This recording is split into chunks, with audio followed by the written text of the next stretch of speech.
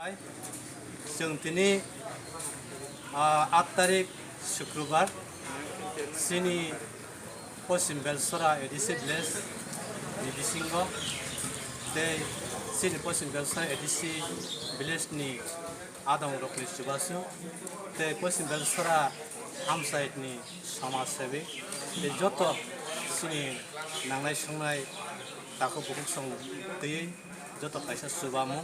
दैयै दिनै o बेलसरा हाटियाव जों करना virus न दै गिदिंलायै तामसिं तामु गोबां मा आमसायो आमसायनि बर'रक जरा गोरै गुजरारक काम फायै साइमिया उनखौमोन जों दिनै सुबा लायखा जे मानथै लायखा 90% फेमिलि मत जों दिनै लायमांखा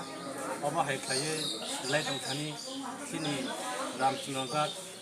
कन्स्टिट्युशन सिनि एमएलए सिनि साथु सान्त बबा मानजाखा के सिनि पार्टी आइडिएफटिनि सेन्ट्रेल सीएस सिनि आदम सिनि साथु बिसोर मानजाखा से दिनै लकेलनि